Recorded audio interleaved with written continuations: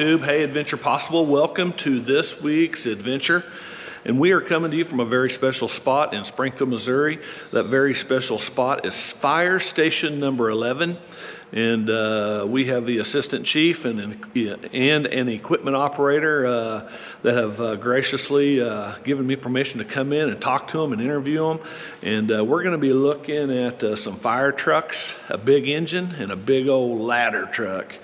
And there isn't a guy out there, probably a person, I know there's not a kid out there that is not interested, or it just doesn't go into awe whenever a big red fire engine passes by with the lights blasting, because they are big and they are ferocious and they save lives and they're really cool. So you'll see the water rescue truck behind me. These guys just pulled in. I think they were out on some training.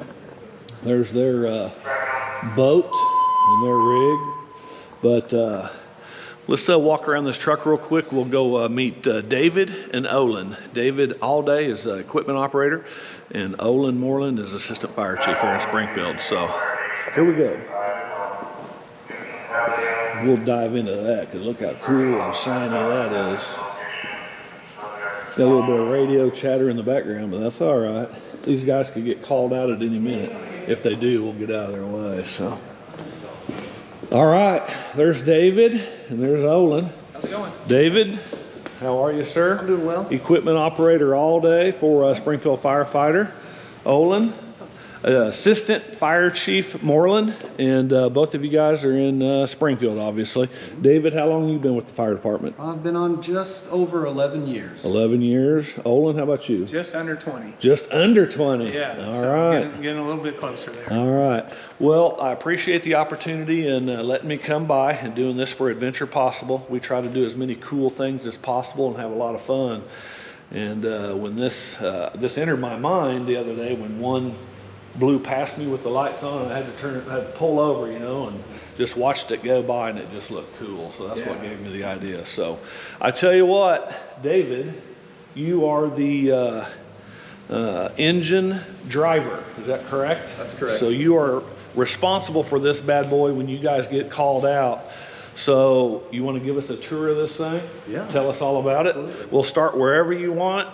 And if a question comes to mind for me, I'll ask. Or if Olin, you want to throw something in, feel free to do so. But let's just look at this cool, awesome piece of engineering machinery. Sure. All right, where you want to go? Driver's side? Let's go to the driver's side first. All Let's right. start with the most important. Let's do it. Just look at that front end. Yeah, so this is a 2012 Rosenbauer. I think they said Olin said it was made up in Minnesota. Yeah, they build these in Wyoming, Minnesota. All right. Had it for a long time, quite a while. Is that where the loud noise comes from? Yes. Yeah. It's called it's an electric cue, so that winds up and makes a real loud sound that you can hear from all over the city. All right. So Awesome. this compartment here is what we call our bumper line for obvious reasons. It's in the front bumper. It's 150 feet long. We can use this for anything from, you know, dumpster fires, or, you know, in certain districts in the city, houses are a lot closer to the road, and, you know, you could theoretically use a bumper line for a fire attack on a house fire. All right. And so they like to normally keep one of the hooks in there, easy to grab when you grab the hose. So. All right. Very cool. And then in here you see it's kind of basic and not at the same time as a driver's seat with a bunch more buttons.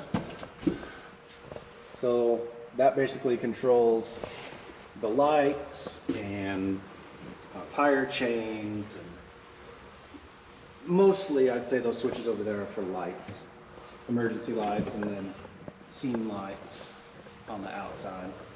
And then of course there's the little knob in there with the yellow dot on it. Is how we put the truck from road gear into pump gear. So road gear to pump gear, what does that mean? So road gear is the gear you use to drive on the roads. Oh, okay. And so when we get to a fire, I'll set the brake, put it in neutral, and switch from road gear to pump gear, and put it back into gear, and then that activates the pump and the PTO and gets us going there. All right, very cool. Look at the size of those tires. Those are bigger than a tractor trailer tire, right? They sure seem like it. I would say probably. Yeah. Probably certainly more expensive than a tractor trailer tire. And then back here's where the firefighters sit. You'll notice they've got the air packs built into the seats. You can kind of see that. So they can sit down and buckle up, and they should be able to get their air pack on while they're buckled, so they don't have to be unbuckled while driving. I got you. Nice. It's pretty nice in there. Yeah. So it seems like it's almost. I've been on a lot of airplanes. It's almost like an airplane. Yeah, it's It is. These are actually an 11-inch raised cab, and so it's a commander cab with 11-inch rise. You can see the hump up there at the very top, and so that gives the firefighter and the crew more headroom and space as they're preparing to do their work. Absolutely, absolutely. All right, equipment operator all day. Tell me what we got going on here. This looks like a not an easy operation. So it sounds it's almost like an airplane control again, man. You got to have your wits about you, and you got to know what's going on. So tell us whatever you want to tell us about this. Yeah, I would say it's scary. It's not as scary as it looks. Once you get kind of familiar with it and you do it a few times, there's a routine to it, and basically all of these colorful levers are just ways to direct the water to where you want it to go, and they're all labeled discharges and pre-connects or cross lays, I should say, and where the hose is, they also have labels, so it's what they say, or what they say is fireman proof. Everything is labeled and supposedly easy to not mess up. Very nice. Has to be, doesn't it? Yeah. Yep. And those are cross lays. Those are what we would mainly use for house fire, fire attack there. So this is actually where the hose would connect? Yes, kind of. It could be there, but we have them on the other side. You'll see that when we get over there. Okay. So that could be switched from that side to this side if you wanted it to. Getting ahead of myself, aren't I? Yeah, that's all right. There's a lot to see. So I yeah. guess then there's more hose or storage or... These are side compartments, which are mostly storage. There's tools, doors that slide out. You've got your standard, and these are pretty much universal on all our fire engines. They try to have some standardization, so they're all the same. So I could switch from my engine, which is engine 7, to engine 11, and not it'd be miss a beat. universal. Yeah. Like. Okay, so cool. I'm not searching around for stuff. Now, how often do you guys switch stations?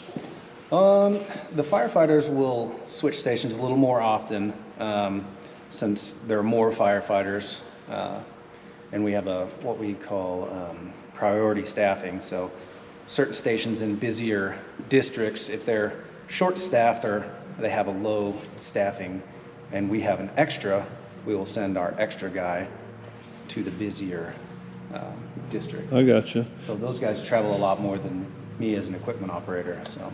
Okay, so you got it easy, huh? Is that what you're saying? Well, I don't travel as much anymore. I did my fair share of traveling. So we better close this up because this is engines in ready mode, I would say. So if they get a call, they got to go, right? Yes, this engine is in service. Very cool. All right. And then you'll see these compartments on every engine and every truck, and they have spare SCBA bottles in them. Gotcha. So we can That's ingenious. do a bottle change. Yeah, it's really space saving. Speaking of ingenious, Assistant Chief, I know that, and maybe we'll talk about this more when we get over into the ladder truck, but you play a very major role for the city of Springfield in speccing out these trucks, the engines and the ladders, or whatever. One of my jobs is to make sure that we have the equipment that we need for every district, and as David has said, is make sure they're all uniform. And so when we decide to buy an engine, we look at what we previously had, and we try to make only incremental changes. And so we take our spec, basically how the bid process and the building process works. We write everything down, how we want it, everything from these little compartments to how the pump panel's laid out, to what size tires, and we submit that, and then we allow people to bid it, and then once it's bid, the bid's awarded, then they build it to our spec. Our spec is right around 100 pages long, depending on the apparatus. And so about the first 20 pages of that or so is boiler plate, but it does take a lot. We maintain our own fleet here, so we have 2 EVTs that do that. They take very good care of the truck, and we're very supported here. This truck that we're looking at right now, if we were to replace that today, it would be right around $600,000. Wow. And so, yeah, it's an extensive process in order to get these purchased. We won't ever see very, what's the word, how do I want to word this? Older equipment in Springfield. Springfield always provides the best of the best, doesn't it? We certainly try. Again, we're fortunate that the taxpayers and the voters here support us with level property tax, and that we have a very rigid replacement schedule where this engine will stay in service 15 years as frontline, then go into reserve status for 4 years, and then is replaced at year 20. And nice. That's our goal, is to make sure that we're on good equipment and we're able to get the service out to people that need it. All right. Very nice. Very nice. We'll move along here. This is kind of more of a boring cabinet, but these are our tarps and salvage covers. So, you know, if there's a fire in someone's house, say like we had yesterday, if there was a fire in an attic somewhere, you know, and we don't necessarily need to get everything in the house wet. So if we're spraying water in the attic, eventually that ceiling's going to fall. Right. It's going to get so waterlogged. So we'll go in beforehand, after the fire's put out generally, and before everything starts falling out, we'll try to cover as much as we can. Wow. Very nice. Try to Okay. save the homeowners a little bit of grief and cost there. And then up there you see that says PFD. Those are life jackets in a rope throw bag. If we get a call of somebody who's, you know, stuck in the road or something like that, Right. driven into floodwaters, we can throw them a rope and a life jacket. A ladder. We hang a lot of smoke alarms. That's what you see this back here. The drill and smoke alarms. We do a free smoke alarm install program here in the city as well. All right. That's awesome. Great service. Yeah, For those of you out there in the city of Springfield that did not know that, if you need some smoke alarm service, give these guys a call and schedule an appointment or find out what the process is to get that done. Stay safe. All right.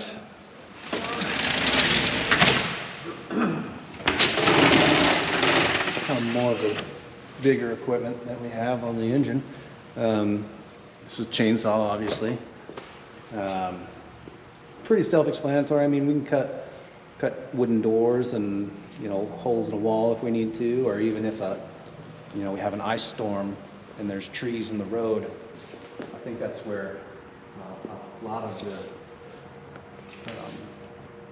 chainsaws ended up coming from, is when we had the ice storm and all of the roads were blocked. They came in very handy in clearing the roads in order to get the house fires. I remember that ice storm. That was bad. There was a lot of, we were without power for most of the city for a couple of days, weren't we? Yeah, some areas up to 2 weeks. Yeah. So. Then I remember city utilities came in and boy, they went to town and they cleared every tree line off, any power line, any of the telephone poles that, you know, like you see out there. There's no leaves touching any of those in the city of Springfield hardly anymore. So. And then here we have what we call a ventilation fan. It's basically a fan with a gas-powered motor, and when we come to a house that's got an active fire or is full of smoke, we can prop that up at a door and open another door. Oh, and draw the smoke And out. it blows the smoke out. Yeah, it actually forces, it's a positive pressure, and it forces the smoke out. Very nice. Kudos to the guy that came up with that idea. Yeah, there's some smart people around, isn't there? Yeah. Wow. All So right. That can clear a house out pretty quickly. Do we need to close this in case We of the... probably should, just in case they cut.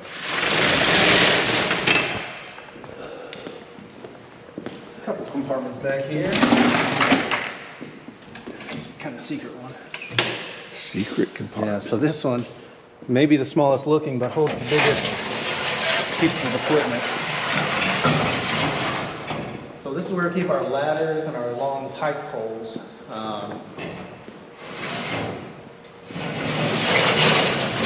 Yeah. Every engine has a little door like this. We keep all our ladders and pipe holes in here. We have a special ladder for accessing attics.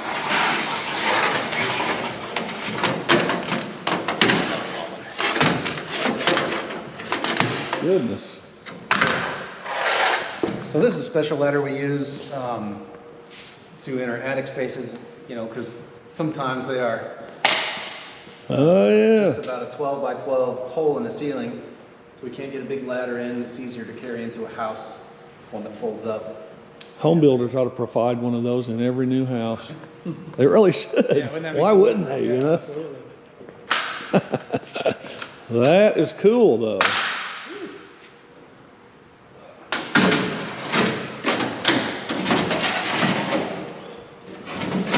So, you guys, how often, I mean, does our Springfield, Missouri Fire Department, do we have high turnover in our fire department? Or when the guys come and stay? I mean, Dave said 11 years. I mean, guys come and stay, don't they? Yeah, we do. We don't have high turnover. We're super fortunate in that way, and that a lot of times when folks come to work here, they stay. They stay their career. We have less than 1% turnover here through attrition. Wow. We do have retirements, and retirements vary depending on the year. However, we have a very low turnover. Super fortunate in that way, and the wages are competitive, and we have a good area to draw from. So a lot of community-oriented people here who work in the city. Very nice, very nice. All right, Dave, I see a lot of hose.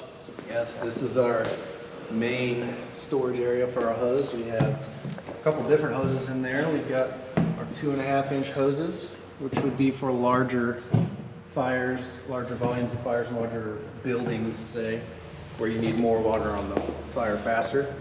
So, Dave, when you were hired with the fire department, was one of your jobs whenever a fire was over to roll that back up in Oh, there? it still is, yeah, absolutely. Yep, that's one of our main jobs when the fire is over. Everyone kind of, dresses down a little bit, takes all their heavy gear off, and we all work together and get it all loaded back up. Very- Dave's humble, so he probably won't tell you this, but without drivers, nothing happens. So no fire crews get to the scenes, no fire crews get back from the scenes. Every time the bell goes off, they're the one person in the department that does their job, regardless of what it is. So his responsibility is to make sure all of that is back on in a certain way, and that the city and the crew they're ready to go back in service for the next call. So he wouldn't tell you that, so I'll throw that out there for you. Good job, David. Oh, thank you. All right. And that large supply hose is what you see connected to a fire hydrant.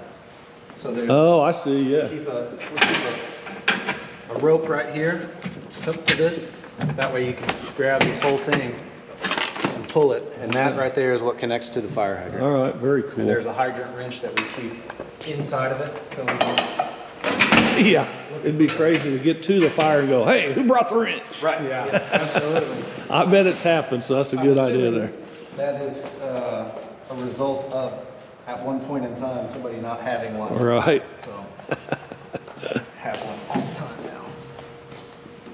And then in this lower compartment is some oil dry in these blue buckets for, if there's a car wreck and there's a bunch of oil Okay. fluid spill, we use that to kind of clean it up a little bit.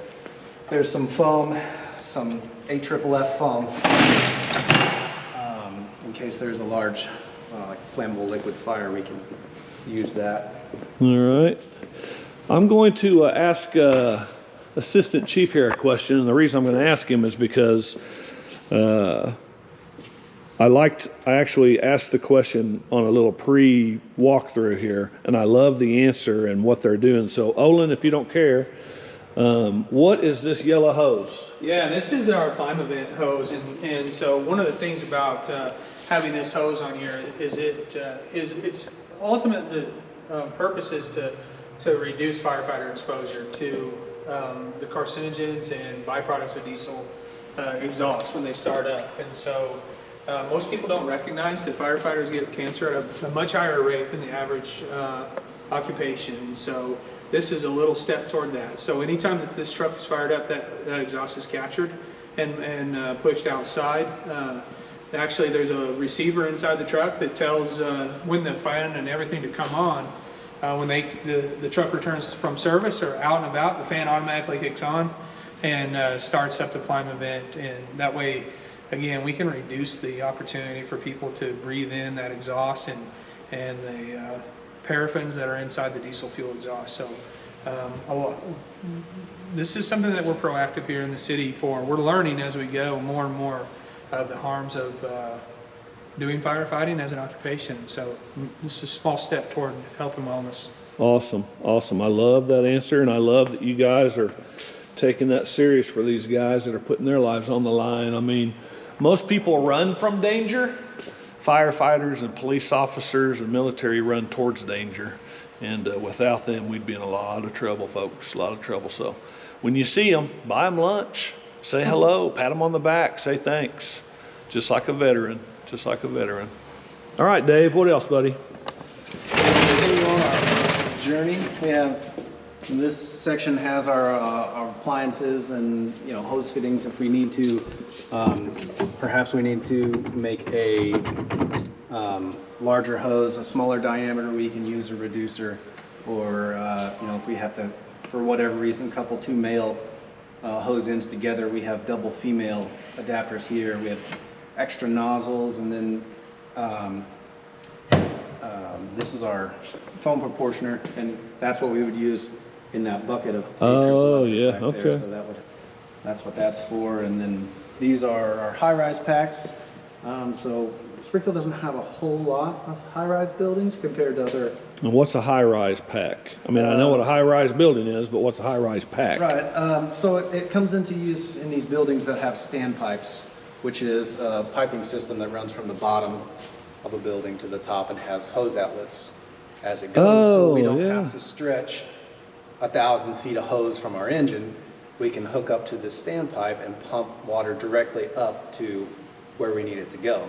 So I had no idea. Yeah. I had no idea. Yeah. So is that a building regulation in Springfield that they have to have those, or? Well, depending on the height of the building, the age of the building, they'll all dictate the type of standpipe that it has. However, if an apartment building, for example, or the dorms downtown and on campus would have standpipes. Right.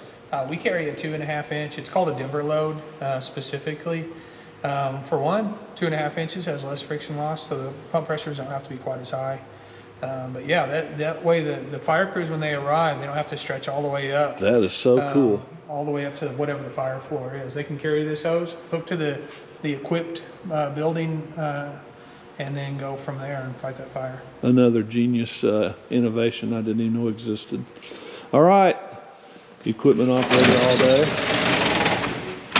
We have more of these compartments, which we had on the other side, which are just spare air pockets. And here is Fire something extinguishers. everybody probably recognizes. These are fire extinguishers.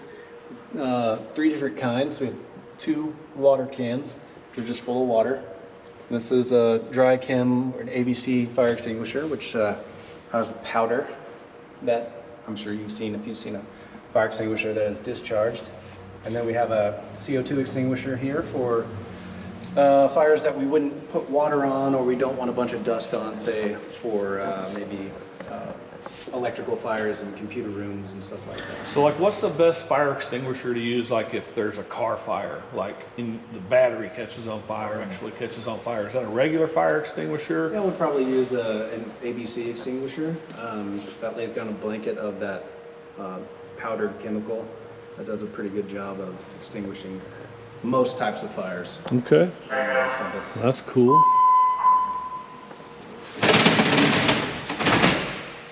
I'm going to assume more storage and supplies in there. Yep, that's where all our medical equipment is kept. Oh yeah, let's take a look at that actually. All right, so I almost skipped by this. Is every firefighter an EMT? At least, yes. At least an EMT, that's the minimum. Yep. So how many firefighters actually go ahead and like become paramedic status? I wouldn't know the numbers on that. Yeah, well, there are a few, not as many as one would think. We're a basic life support or a BLS department, so it means we don't push drugs and things like that. So in the course of their duties here, paramedic license wouldn't be necessary. Oh, okay. However, there are a few that work out on the ambulance, and I don't know. I would estimate we probably have 10 to 15 medics on our department that do that. Nice. Or they did that prior to coming here. So I see the AED machine in there. Everybody probably knows how to do that, right? Yep, that's pretty, it's pretty easy. It's one of those that's pretty foolproof. Tells you exactly how to do it. Ours have spoken prompts that tell you what to do and when to do it. Makes it pretty easy. And in here we've got, this is our, what we would call our medical box, and it's got oxygen in it and, you know, oxygen masks and blood pressure cuffs and things like that. This one is more for trauma, like if there's a car wreck and you cut your hand or something like that. We have bandages and gauze and stuff in there. All right. This is a little short roll. If we pull up when we're right next to a fire hydrant, that way we don't have to pull off those those sections of hose up top. Those large ones are in 100-foot sections, so you have to pull off 100 feet. Let me go up, and I don't think I shot that. Let me see. Is it just sitting up there? Yep. Yeah, you can pull that tarp back. It's got a little. Oh, I see. Okay. Yeah, there's no need to pull that back. I don't want to have that back and these guys get a call, but. That's where all our, we call large diameter hose. All right. Self-explanatory name there. And this is what you were talking about on the other side. This is where we actually connect the fire hydrant, the hose from the fire hydrant to here. Okay, gotcha. So this is what brings water into our pump. So do you, like in my neighborhood, if you pulled up to it, this would be on the opposite side of the fire hydrant. Do you just stop there anyway, run the hose under, or do you go up, turn around so it's always with the fire hydrant? I mean, it depends on your location specifically. I would try to avoid going under the engine because everything is hot under there, and this hose is rubber, and I would, something hot touches it, or I've seen it to where you run it too close to the exhaust pipe and that can damage the hose, and then that puts everybody who's going inside or is inside in danger. So I like to keep it as away from hot things as I can. Understood. So that's another reason why there's 100-foot sections. Okay. If I need to run it all the way around the engine, I can sure do that. Here's the other side.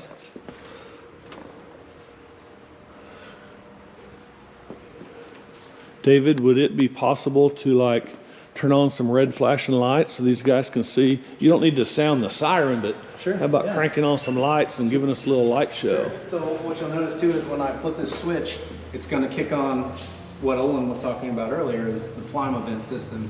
So it may be a little bit noisy. But Okay, that's all right. We like a little noise. We're men, right? Yes.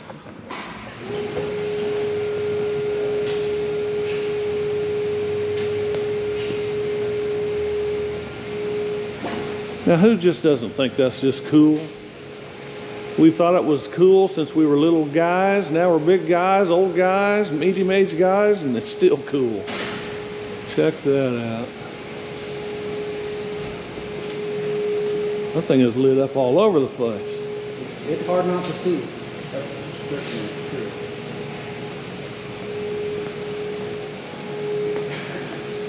true. All right, Dave, thanks.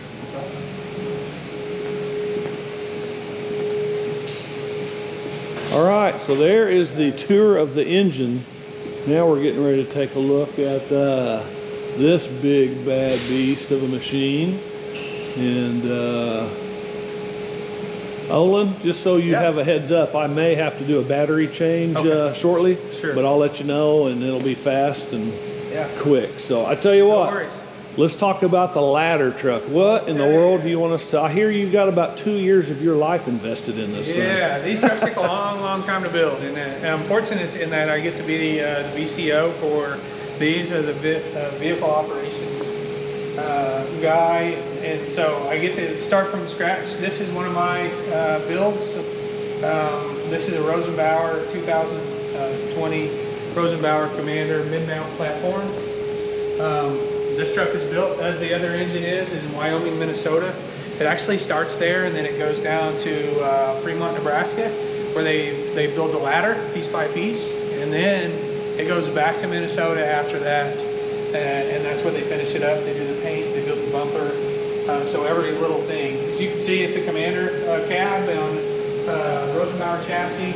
Has Bostrom seats in it, which is One of the things that we like here, these are work trucks, and that's how we build them. We want the crew to have a truck that's going to last and be durable and not have a lot of problems. So This thing is amazing.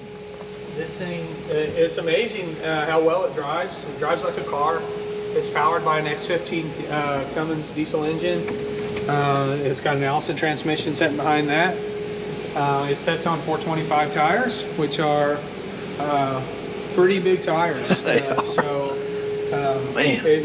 Crew cab has capacity for 5 riders, 4 crew plus a driver. So that's important to us that we have enough seats here ready for everyone to get to the call. I'll tell you what, that guy's boots and overalls are ready to rock, aren't they? Yeah, it's his night display, and he's postured and ready to go. So every little detail is considered on these. I'll tell you, they get better each time that we do them, and we're super fortunate again that we have that support to get them done.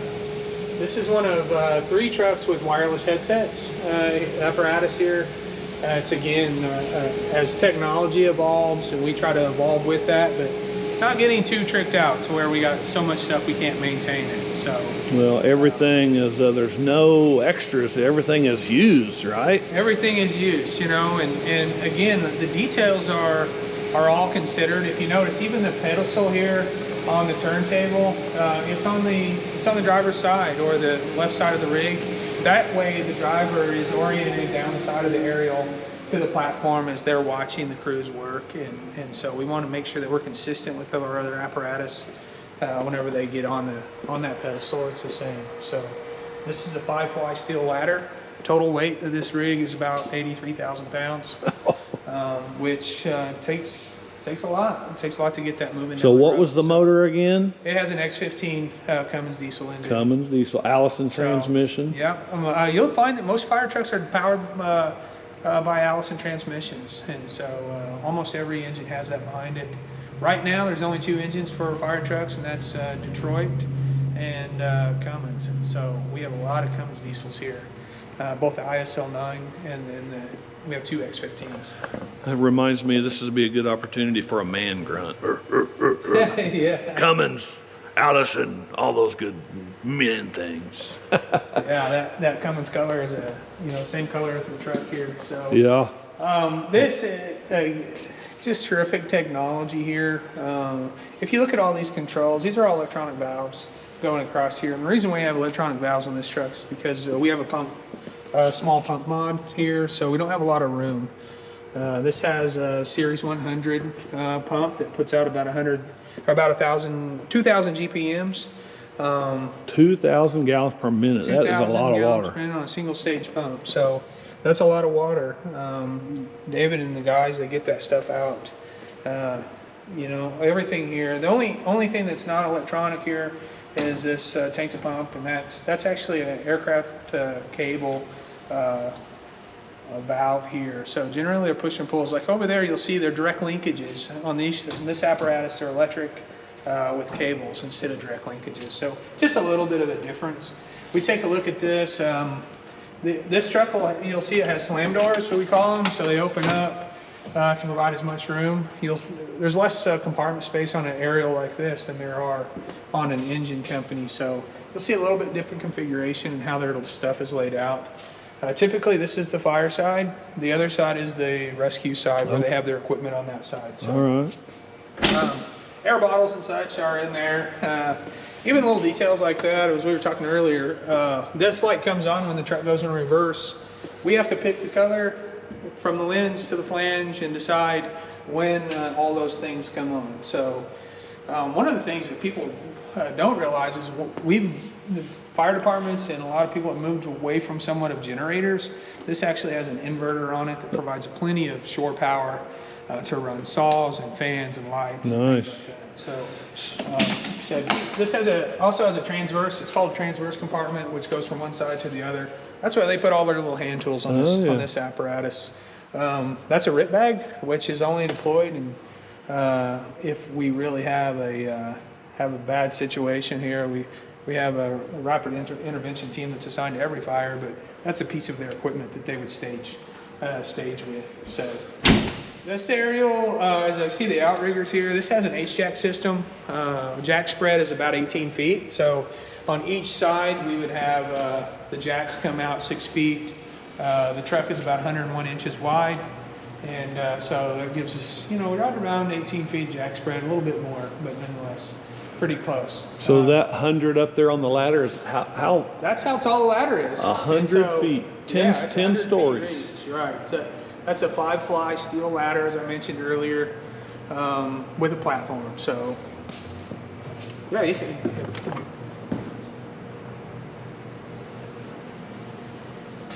Wow. So, Dave, you drive the engine. Yeah. When's the scheduled training session on the ladder truck? When are you gonna start doing that? Well, I don't know. I kind of like driving the engine. There's two camps. Like, you're an engine guy or you're a truck guy. Yeah. I've been an engine guy almost my entire career, and that's what I like to do. So There you go. I don't think I'll be switching to a truck anytime soon. There you go. Well, pick what you like and then do it very well. It sounds like Absolutely. you do. Absolutely. So back here we have a platform, and this platform is a 2-person platform. It's equipped with all the NFPA requirements, a breathing air, comm system, lighting. It's got a Akron nozzle there for a master stream, single. It's all, you have the ability to control it from the ground. So you can hook a hose to that, and when you're going up, you have water. And So actually, no, in this case, this is where we would be spraying water out. This has a pre-piped waterway, which goes underneath the belly of the ladder that you can't really see. If you come I can see it. Can you see it from there? Yeah. Yeah, so it has a pre-piped waterway that's rated, and this has an aerial smart technology. And so depending on where and how high this aerial is, that will restrict the flow.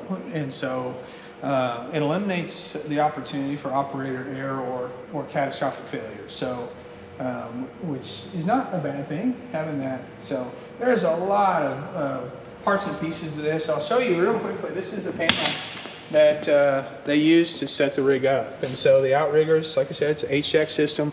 It all comes up here. They just run these controls out, one for each side. NFPA requires them to be able to see the outriggers as they come out. And so that's why they're rear set up. The operator can stand here, see the outriggers, make sure they're in the right place. Gotcha. And so I tell you what, I saw this. I'm all about community, but a community partnership. What is Pulse Point? So Pulse Point, I'm glad you pointed that out. Pulse Point is a program where we've partnered with the hospital systems here in the city, and it's actually an app that you can get and download on your phone. And if someone goes into cardiac arrest where they need one of those AEDs, that app will actually alert you. And if you're CPR trained, even hands-only CPR trained, you'd have the opportunity to go and retrieve that AED and then go and help that person as a citizen. No And kidding. so you can put that app right on your phone. It has the closest possible AEDs throughout the city on the app, and you'll get a notification as a citizen and as somebody that wants to help. Nice. So I'm glad you pointed that out. That's it. Again, our city, and I think we're well intertwined with the hospital system, and we have a lot of people here that are community oriented. Nice. As David showed you on the engine, this is probably one of the largest compartments. Woo! And so we have all kinds of equipment in here, from struts to pike poles to ladders. We're talking about the details that go into these trucks. Actually, when this ladder is put in, we even considered how the ladder comes out and how the firefighters will be grabbing it, where the majority of our firefighters are right-handed, so we have fly out. That way when they grab the ladder, it's ready to put on the building. And so that all goes hand in hand with some of the training staff and the folks. We try to get feedback from the people that are actually riding on the rigs. So, Well, they're the ones using it all the time, Absolutely. so might as well. All right. because this is an aerial device, it doesn't carry as much of hose line as what the engine does. And so if you remember the stack of hose you saw over there, Yeah. this rig only carries about 400 feet. 400. And so not very much at all. But their job really isn't to lay in hose. Their job is to go in, implement rescue, do ventilation, things like that. So All right. All right, let's continue the tour. we'll take a walk down through here. There's a couple things I'll point out to you up there. that box, add-on box, it has ladder belts. One of the things that we require people when they're in the platform, they should have a ladder belt and they should be strapped in. That's for their own safety. So safety harness. Yeah. Yep. So, and then over there, that's actually a Stokes basket. So if they're going up and they're going to grab somebody out of a window, off a balcony, or they're stuck in a tree or whatever, there's a basket there and some other little equipment that way they can grab them. So quick question: Sure. Do people still call the fire department to get their cat out of the tree? believe it or not, they do. They do. They absolutely do. And as you kind of pointed out, I work at headquarters. I was a driver and drove engines and trucks for years, but yes, they actually do that. So, All right. and there's occasion when we'll go out. And help. Community service. Yeah, it's certainly so. Folks, So don't do that. Don't do that. yeah, this side of the apparatus has the rescue stuff, and so and if you kind of think about the bigger the truck, the more stuff and the more capabilities, and it's not always true, but in this case, it kind of is. So we have airbags for lifting, saws for cutting, cribbing to block a car up in an accident in this other compartment. We're going to move right to here to some extrication equipment. And as David said, you know, Jaws of life. we have all kinds of different equipment. We do have uniformity here. If you notice on the fan over there, it had an 18 on it. This has a 7 on it. There's another number on the back side of here, and that's because we track and replace equipment. We again get a lot of support. And I know I've said that a couple of times, but the city supports us well, and so it's important for the city and for us to have equipment that's going to function properly. Absolutely. And so we've implemented replacement cycle. We run Genesis equipment here, which is not an advertisement for them. It's just that's the equipment that we have had good luck with, and every one of our aerials and rescues has Genesis equipment. So lots and lots of stuff. These all have pull-out trays. We're a little bit confined here, but so I won't pull them out, but nonetheless, that's what they are. So, more equipment. Again, extinguishers, a basic fundamental job of the fire department, and so they also have some absorbent here and the other side of the transverse compartment. More air bottles. It's important for that. If you notice up here, we have an air cylinder, and that's the air that the firefighters, when they're in the platform, they can actually breathe and hook in. They don't have to use the air on their back. It's a cylinder right here. That's awesome. That's an ASME cylinder, which never requires to be tested or inspected, and so that's one of the reasons why we put it on. Very cool. And again, in a truck company, their function is salvage and overhaul. It's rescue. It's ventilation, and so more tools of the trade in here. High-rise pack, K-tool, and lock picking set there, so they can get in there into the building that they need to get into. This is their medical compartment, the same as the boxes on the other side, and obviously this is the access here to get up to the platform, which would take you over to the pedestal. Rosenbauer, their access for their platform is on the officer's side, so that's why we put the pedestal on the other side. These trucks are somewhat unique in that from our other apparatus, where this truck we can have David's engine pumped directly into this intake here, and it would go directly out the waterway. That's cool. But it also has a pump like David's engine does over there, so he can generate its own pressure, or we can use it simply just as a pass-through, or in tandem pumping or dual pumping, however we decide to use it. So it's very versatile for a ladder this size. Right, absolutely. So it does have crosslays, which are first out attack lines, like David described on the other side. And you'll notice all of our front crosslays on our engines are red. That's to make the job a little bit easier. People know when David's trying to provide pressure, they can say more pressure on the red line. He doesn't even have to think about it. He knows that's the front crosslay. And so that's like that. It's standardized on every apparatus. There's going to be a lot of people watching this, and again, I don't have. We're a project that's growing, but as over time, more and more people watch this, and more people will be absolutely amazed and shocked at the detail and the organization you guys have. The craftsmanship, I think all that starts with the craftsmanship of on the build, and when we get good apparatus here that the folks can trust, that helps. It's important for people to know what is exactly in the compartment without ever even opening it. Right. That expedites the service and gives them an opportunity to provide that to whoever's needing it. So yeah, I think it goes all the way back to the people that first cut the. If you look up there, you see those little tubes where that hose runs through there. Right. At RK Aerials in Fremont, Nebraska, there's a person that cuts that, and it's important to understand that every person that does that from there to here has a role to play in that service. Absolutely. Takes us all the way over here to the officer side. I skipped the door. This is the crew compartment there. 2 rear facing, 1 forward facing seat in the crew compartment.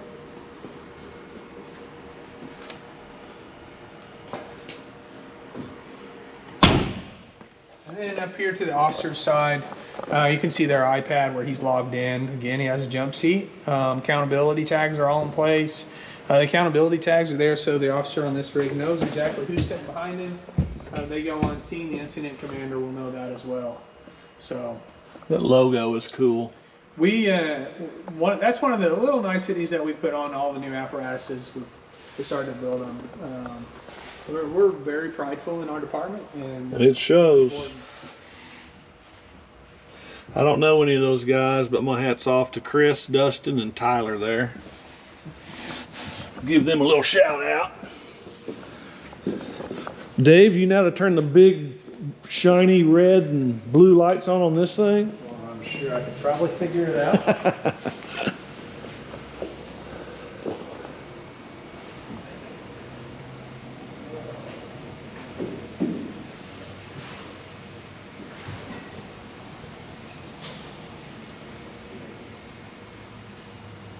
Switch on this one somewhere. There we go. There we go. I knew he'd find it. Zone A, fire dispatch.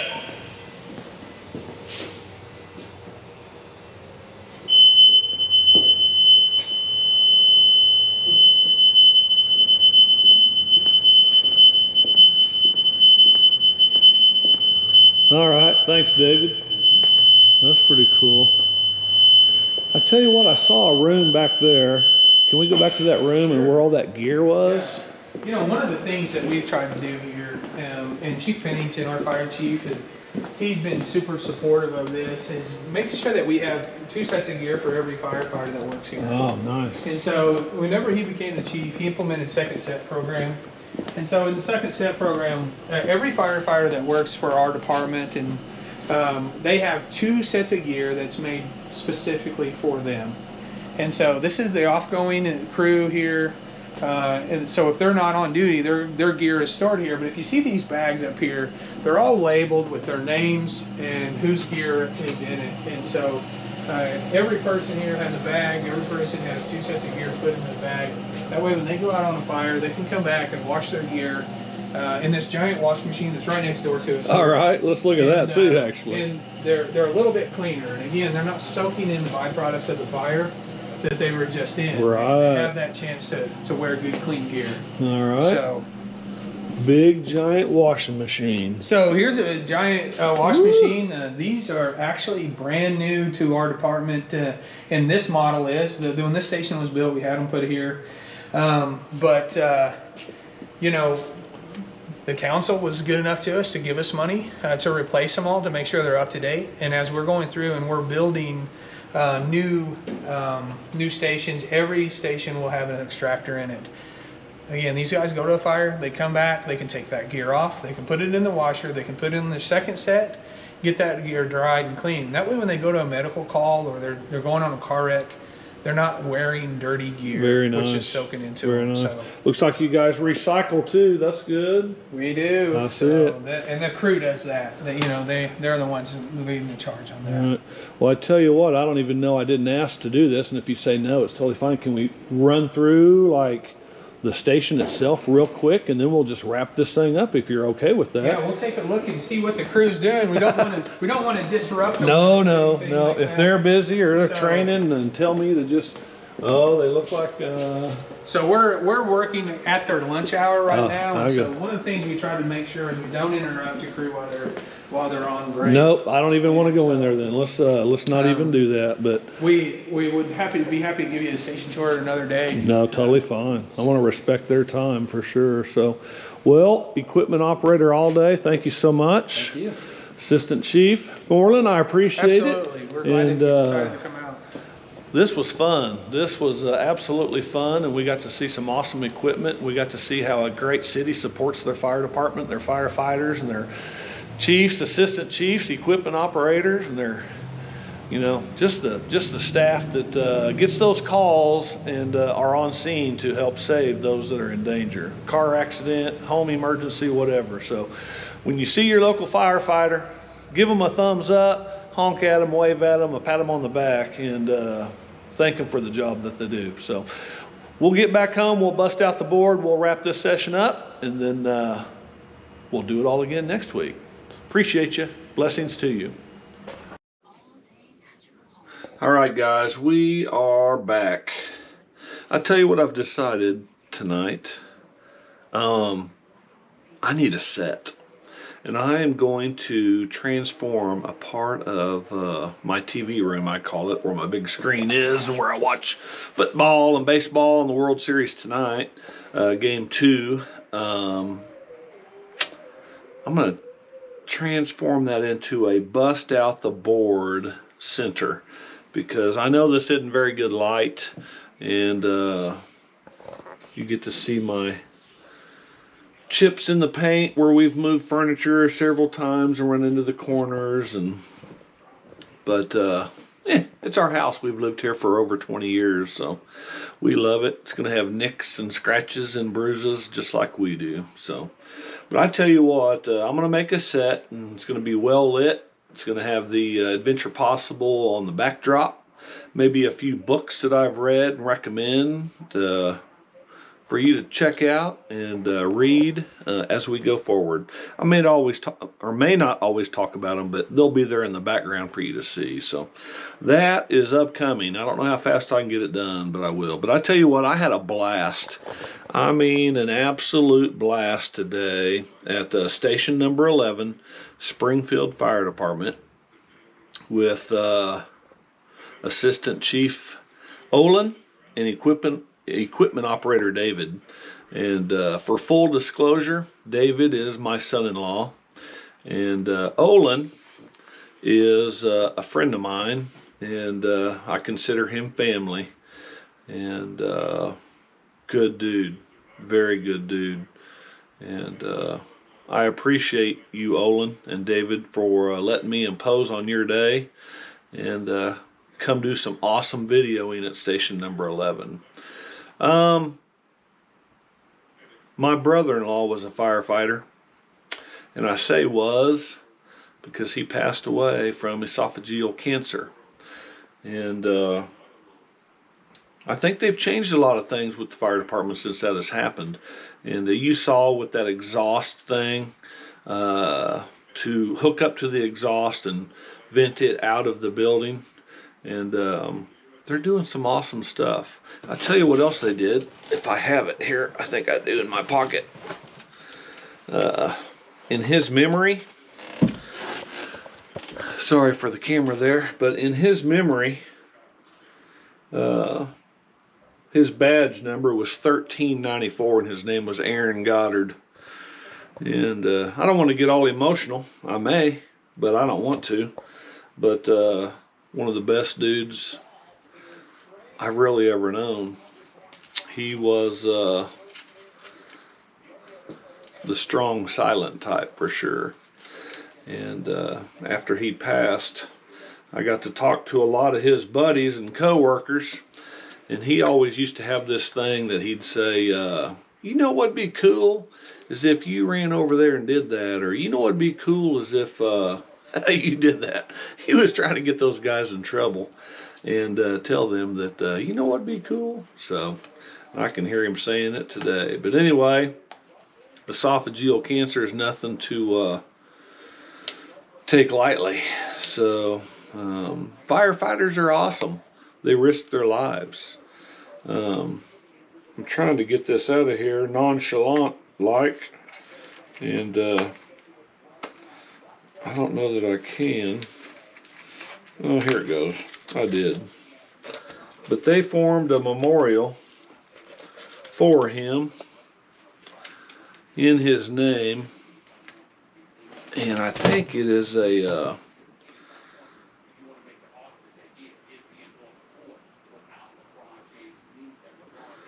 it's like a fund to help other people who have lost loved ones in the line of duty as a fireman, a policeman, first responder. And I'm going to show this to you. It's called the Sunshine Brotherhood. And I'm actually going to be making some of these for Adventure Possible. Here it is, badge number 1394, in honor of Aaron Goddard. His last call was 6/21 of 15, and I can't even hardly believe that it's been since 2015. But he was a member of the Springfield Fire Department, and he was highly respected, I can guarantee you that. Check out the side of this coin. It says compassion, respect, integrity, honor, courage, service, and back to compassion. And you know what? I'm going to pass those out as I encounter people that fully deserve them. I'm going to start passing those out along with Adventure Possible coins. They call these something in the special services and in the military, but I can't remember what they are. But they're called something, and they're highly sought after. So I'm going to do one with the Adventure Possible logo on it, and probably the American flag and Christian flag on that side, and along the side it'll be those same words. So anyway, let's get on with Bust Out the Board. Today's Bust Out the Board, we're talking about preparation, training, and being ready, because those guys are, and you could tell by the equipment, the trucks, how they had them stocked with supplies, needed supplies. They were prepared, trained, and they were ready. And you must rely on God to guide your life, and when you do, you are prepared, you are trained, and you are ready. There is no fireman or first responder that's going to be able to save you when Christ returns. You have to be ready now, and you have to be getting ready as time goes by. And you need to accept him as your personal Lord and Savior, because again, at Adventure Possible, we're all about two things. One is heaven, and another is hell, and they both exist. And firefighters get called to save people. Jesus was sent to save people. Through the ultimate sacrifice, God sent him to the cross to die and overcome death so that you can live in eternity with him if you accept him as your personal Lord and Savior.